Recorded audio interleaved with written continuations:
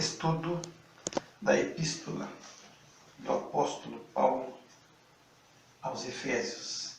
Eu, no último áudio, parei no capítulo 2, do verso 11.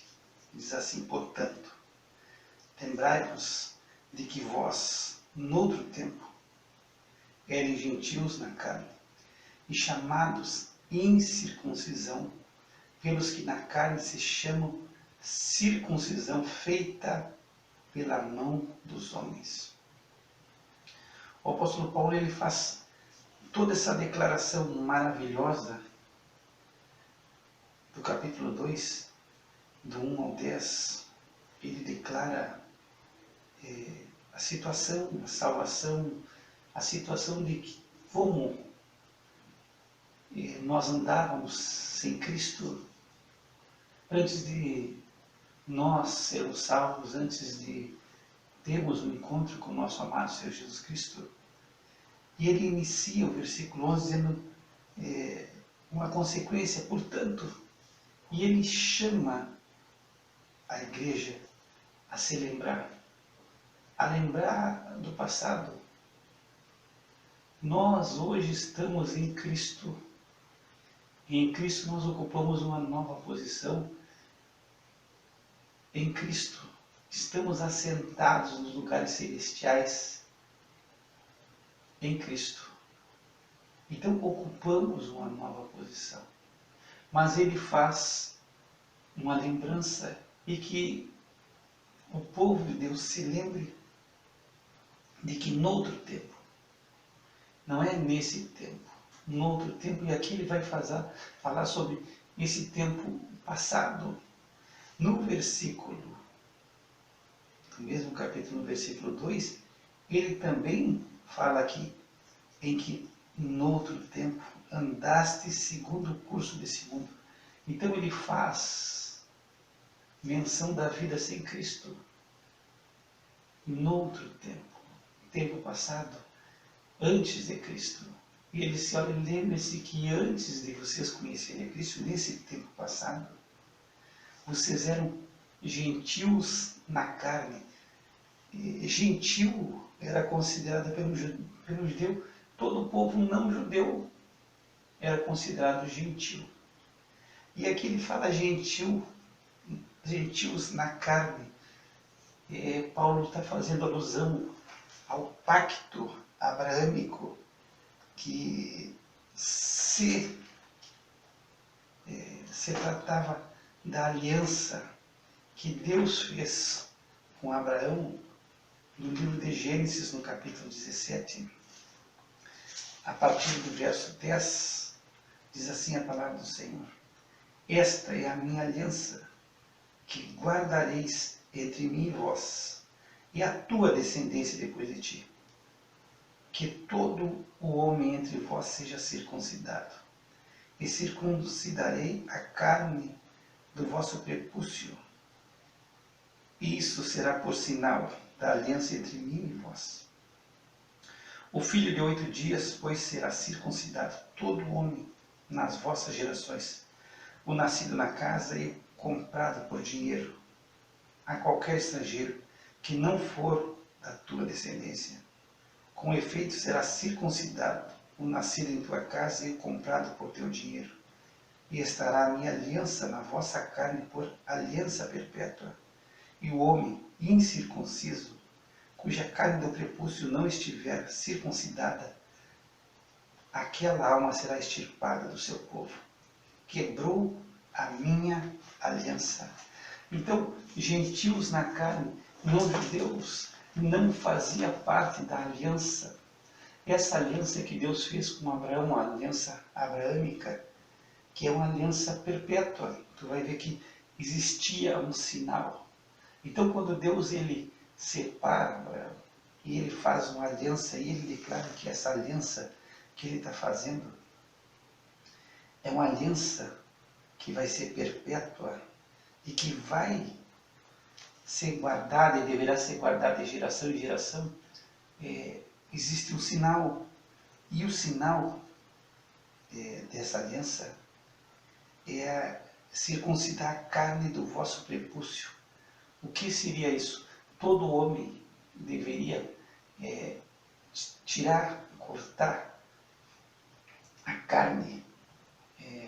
carne do seu órgão genital, a carne que cobre a parte frontal do órgão genital do homem. Então aquela pele que cobre a parte frontal, frontal do órgão genital masculino deveria ser cortada, circuncidada. E esse era o sinal de Deus, de uma aliança feita com Abraão. Então, e essa aliança é uma aliança perpétua. Então, quando fala que eles eram gentios na carne, não judeus na carne, eles não eram circuncidados, eles não faziam parte dessa aliança abraâmica. E Paulo diz: olha, vocês não faziam parte, no outro tempo vocês estavam isolados, vocês não tinham aliança com Deus, porque vocês eram gentios na carne. Não havia a circuncisão. Existe uma passagem que é interessante, e nós vamos pegar, e eu vou abrir esse parênteses para falar sobre José. Alguns comentaristas dizem que quando José ele se apresenta aos seus irmãos, ele se dá a conhecer aos seus irmãos, alguns comentaristas fazem um comentário interessante. Tu pega Gênesis no capítulo 45, e a partir do versículo 3, José vai se dar a conhecer os seus irmãos que o haviam vendido como escravo. Então os irmãos de José, por inveja, eles vendem José para o Egito, vendem como escravo, para uma companhia de ismaelitas e midianitas, e José é levado para o Egito por esses midianitas e esses ismaelitas, e ele é vendido como escravo. Mas Deus levanta José do Egito e ele se torna governador do Egito, e no capítulo 45 ele se dá a conhecer. E diz no versículo 3 assim: e disse José a seus irmãos: eu sou José, vive ainda meu pai? E seus irmãos não lhe puderam responder, porque estavam pasmados diante da sua face. E disse José a seus irmãos: peço-vos, chegai-vos a mim. E chegaram-se. Então disse ele: eu sou José, vosso irmão, a quem vendestes para o Egito. Quando José ele se revela aos seus irmãos, e os irmãos estão pasmados, porque eles tinham como José não existisse mais. E José diz que chegai-vos a mim. Alguns comentaristas bíblicos diz que José, o sentido aqui que José chama eles a chegar perto, é que José ele levanta o vestido e ele mostra o sinal da aliança. E ali era a prova de que ele era José verdadeiramente. A circuncisão, ele mostra o seu órgão genital circuncidado, e era um sinal. Então, alguns comentaristas dizem que é esse o sentido dele chamar os irmãos e ele se identificar e os irmãos reconhecerem ele por esse sinal da aliança feita com Abraão. Então Paulo diz: vocês eram gentios na carne, vocês não faziam parte dessa aliança abraâmica. E vocês, segue Paulo dizendo, vocês eram chamados de incircuncisão. Então, eles eram chamados pelos judeus de incircuncisos. Tu lembra que quando Davi ele vai enfrentar a Golias, no livro de 1 Samuel, ele afronta a Golias, porque ele diz: quem é esse incircunciso para estar se levantando contra o Senhor? Então, tu vai encontrar essa história no capítulo 17. Então, o povo de Israel era um povo especial, era um povo selecionado por Deus, e a aliança e o pacto era a circuncisão. Esse era o sinal da aliança, tanto que todos deveriam ser circuncidados, e o nascido em casa ao 8º dia. no 8º dia, todo o filho homem, ele deveria ser circuncidado. E Davi, ele afronta Golias, ele diz: quem é esse incircunciso? Então era um povo separado. Então o povo de Israel, ele considerava todo não judeu, gentil, como incircunciso. Então são chamados incircuncisos pelos que na carne se chamam circuncisão. Então, na carne, na circuncisão feita, como diz o Paulo, por mãos de homens. Então havia uma separação. Se tu vai ver um templo, nenhum gentil poderia entrar dentro do templo. Uma das questões que Paulo é preso no livro de Atos e ele é tirado do templo, se dizia pelos judeus que ele havia profanado aquele santo lugar, colocando gentios dentro do templo. Então não era permitido. Havia um pátio para os gentios. Havia uma separação. Nós vamos tratar desse assunto. Então o judeu fazia separação. E tem alguns casos que são interessantes, porque havia essa separação e a igreja surge. E a igreja não tem a compreensão ainda que Deus desfez a separação que havia. E Deus levanta Paulo, e Paulo tem essa compreensão. Mas se tu vai analisar os discípulos de Cristo e a igreja na Judéia, não tinha essa visão. Ela não tinha essa visão de que em Cristo havia se quebrado essa divisão.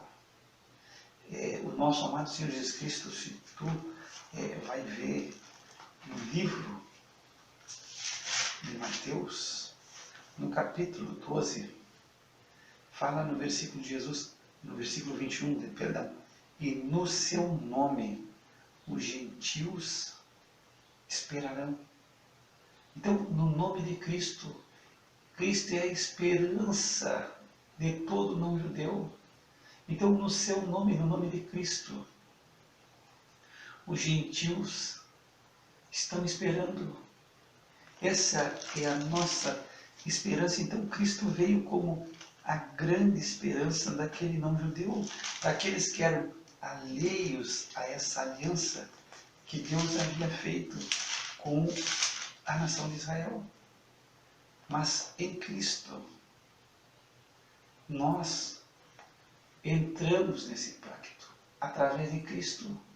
Então, é no nome de Cristo que os gentios estão esperando. A igreja não compreendeu isso. Os discípulos não entendiam. Se tu pega Marcos, no capítulo 16, existe a grande comissão. Marcos 16, 15. E disse-lhes: ide por todo o mundo, pregai o evangelho a toda criatura. Quem crer e for batizado será salvo, mas quem não crer será condenado. Então, essa é a ordem de Cristo, nosso amado Senhor Jesus, aos discípulos. Era um ide por todo o mundo. E o evangelho deve ser pregado a toda a criatura. Então, aqui, Jesus ele quebra a distinção e a separação. O evangelho, as boas novas de Cristo não era exclusividade dos judeus, não era fiquem na Judéia e preguem aos vossos irmãos judeus o evangelho. Não, era ir a todas as nações, a todo mundo. E o evangelho deveria chegar a toda criatura. Mas se tu analisar, os discípulos não entenderam isso. Eles não entenderam. No livro de Atos, quando o Senhor Jesus ele fala sobre ser testemunha dele em Atos 1:8, ele diz: mas recebereis o poder do Espírito Santo, que há de vir sobre vós, e ser-me-eis testemunhas, tanto em Jerusalém, como em toda a Judéia e Samaria e até os confins da terra. Então o Evangelho veio englobar a terra inteira. O Evangelho veio quebrar a separação. Só que, se tu vê, os discípulos não entenderam isso, porque eles se mantiveram na Judéia. E se não há perseguição da igreja, a igreja não tinha saído do seu lugar. E é fácil de explicar isso. É muito fácil de tu entender que, por misericórdia, o apóstolo Paulo compreendeu, era um mistério. Era um mistério. Paulo, ele compreendeu, mas os discípulos não tinham compreendido. Eles deixaram o evangelho restrito à Judéia.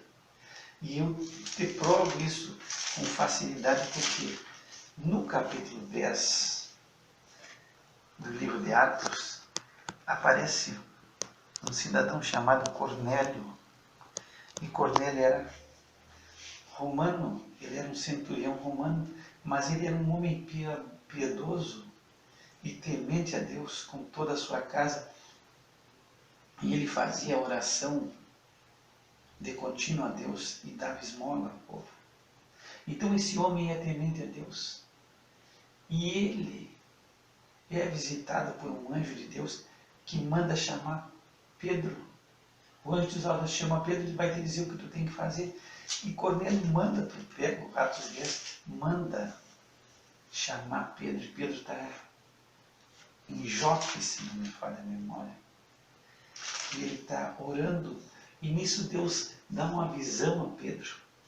E mostra num lençol, com um vaso,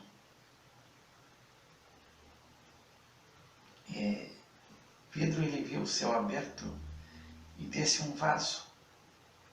Esse vaso é como se fosse um grande lençol, mas é um vaso que desce.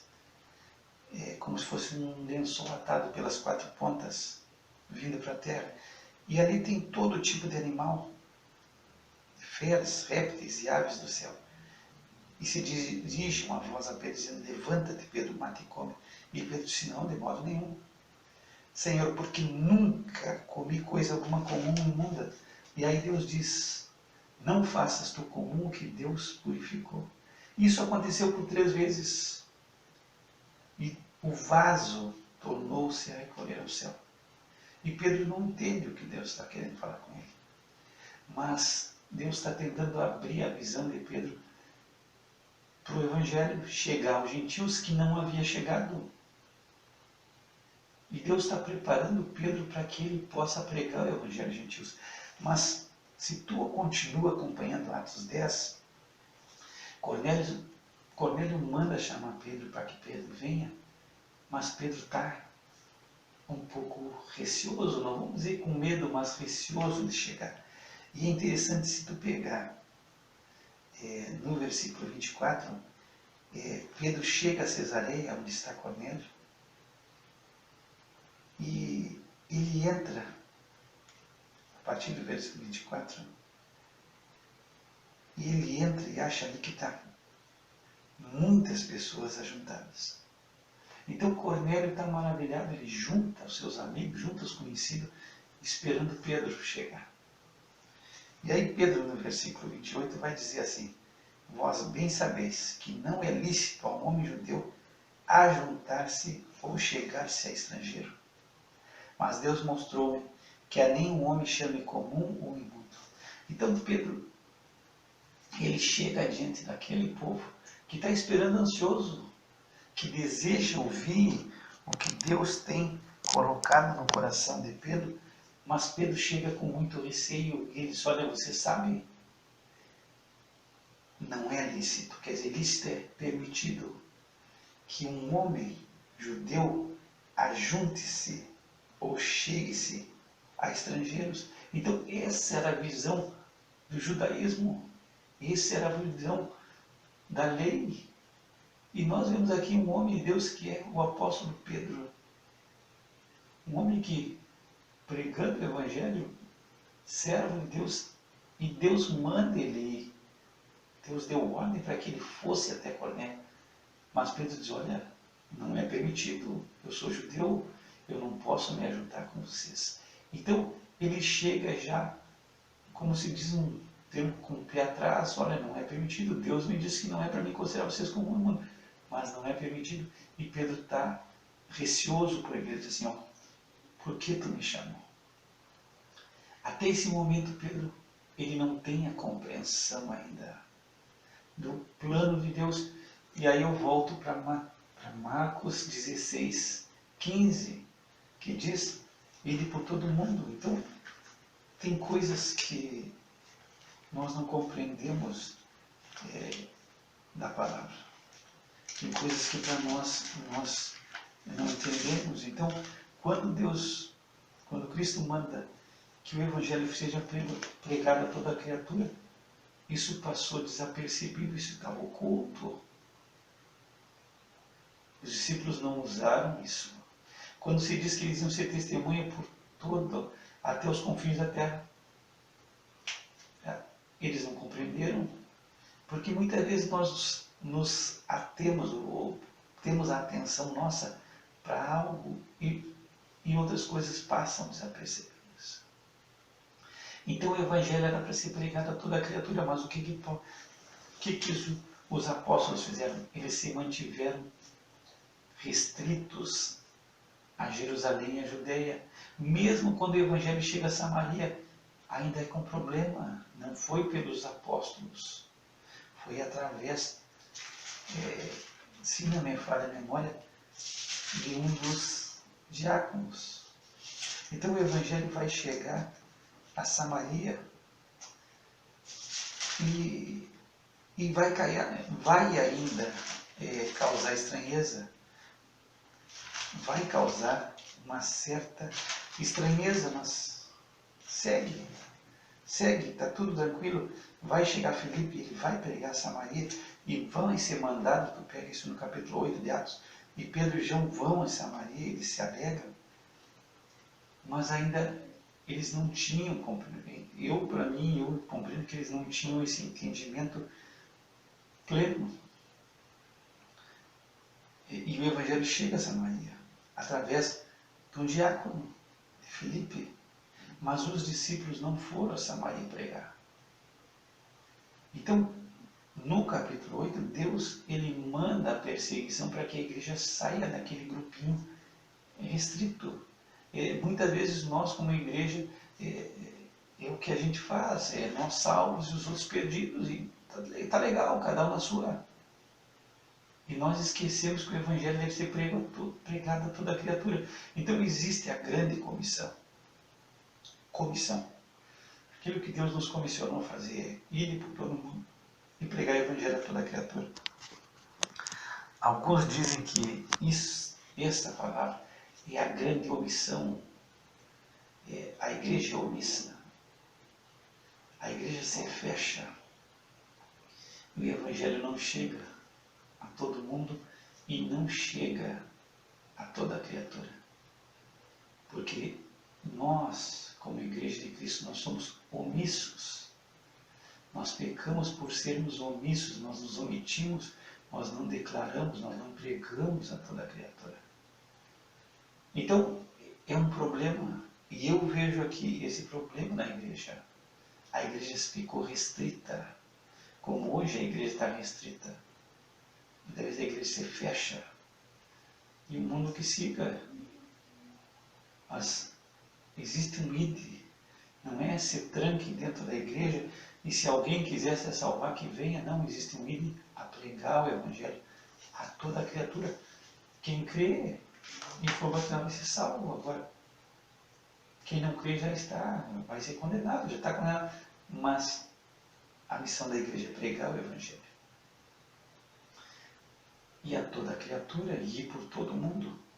Então, Pedro ele chega no capítulo 10 e ele já diz, não é permitido, não é lícito, não é correto. Porque havia uma distinção e Pedro não havia ainda compreendido que em Cristo essa barreira havia sido desfeita. E nós vamos ver que Paulo teve essa compreensão. Depois, tu chega no capítulo 11 e E aí tu vai encontrar a igreja empolvorosa na Judéia. E eles querem a cabeça de Pedro numa bandeja. Existe uma dificuldade de compreender que Cristo, que o nosso amado Senhor Jesus Cristo, ele veio quebrar a separação. E ele veio ser a esperança dos gentios, como nós lemos em Mateus 12. Nele, os gentios esperarão em Cristo, eles estão esperando. Ele foi a esperança dos gentios. Então, é difícil de a igreja compreender. E nós, muitas vezes, não temos essa compreensão. E, por misericórdia, Deus usa o apóstolo Paulo para que ele possa compreender. Também em Romanos 15, 12, Paulo fala sobre uma citação de Isaías. Ele diz, outra vez de Isaías, uma raiz de Jessé haverá. Naquele que se levantar para reger os gentios esperarão. Então Cristo é a esperança dos gentios. E eu falava no capítulo 11 de Atos, e aí tu vai ver a igreja empolvorosa e querendo a cabeça de Pedro numa bandeja. E aqui tu não está falando de pessoas que não conhecem a Cristo, tu está falando de pessoas que conhecem a Cristo e que ouviram o Evangelho de Cristo. Então no capítulo 11, no verso 1 diz assim, e ouviram os apóstolos e os irmãos que estavam na Judéia, que também os gentios tinham recebido a palavra de Deus. E subindo Pedro a Jerusalém, disputavam com ele os que eram da circuncisão, dizendo, entraste na casa de homens incircuncisos e comeste com eles. Então, isso aqui é uma acusação. Eles não estão abraçando Pedro. Eles não estão felizes com Pedro, eles querem a cabeça de Pedro aqui. Então, quando os apóstolos e os irmãos, não é outros, são irmãos, são membros da igreja de Jerusalém, eles escutam que Pedro tinha estado entre os gentios e que os gentios tinham recebido a palavra de Deus, não há alegria, não há felicidade, não há uma satisfação, não há ele está se alegrando e festejando. Mas existe uma disputa, porque havia uma parte da igreja da circuncisão, e é aí que Paulo está falando, chamados incircuncisos, por aqueles que têm a circuncisão feita por mão de homens. Então, qual o problema? Entraste na casa de incircuncisos. É uma acusação ao Pedro. Comeste com eles. Então, cometestes um pecado gravíssimo. Fizeste algo que não é lícito, que não é permitido. Então, quem sabe é isso que Paulo está tentando mostrar aos gentios. Olha, vocês eram considerados, você vejam como vocês eram vistos. Mesmo com a igreja surgindo, eles não queriam que vocês entrassem. E muito tempo vocês estavam totalmente alheios, mesmo diante da igreja. E uma coisa que tu compreenda, lê o Velho Testamento sem o Novo, tu não vai entender a igreja. Tu não vai compreender que Cristo ia levantar uma igreja e que ele ia quebrar a separação. Não se tem esse entendimento. Mesmo o judeu esperando o Messias, esperando o seu príncipe, o seu rei, não se entendia que ele ia desfazer a separação, que ele ia dos dois povos fazer um só. Então não se tinha esse entendimento. Então nós temos uma igreja surgindo na Judéia que ainda é exclusivista a judeus. E aí Deus tem que começar a quebrar, e o nosso amado Senhor Jesus quebrar as barreiras e mostrar e ampliar a visão. Porque a visão da igreja não, aí vocês são circuncisos, e é isso que Paulo quer que os efésios eles se lembrem, que eles estavam alheios, que eles sem Cristo estavam perdidos, e eles eram considerados incircuncisos, então alheios totalmente, e eles não tinham esperança. Mesmo dentro da igreja eles estavam de fora, eles estavam perdidos. Por quê? Porque havia, mesmo surgindo a igreja, eu pego esse ponto, havia dentro da igreja aqueles que seguiam a circuncisão, e aí onde eles andavam, mesmo depois que eles aceitaram os gentios na igreja, eles queriam que os gentios se circuncidassem. Então, primeiro barreira, não, os gentios não fazem parte, nós não podemos isso. Aí o evangelho ficou restrito aos judeus e não compreenderam. E depois, quando eles aceitaram que o evangelho chegasse aos gentios, eles queriam que os gentios se circuncidassem e guardassem a lei. Então, não, tudo bem, a gente até aceita, mas eles têm que ser circuncidados. E aí Paulo, ele vai defender com força a sua base que isso não é preciso. Então,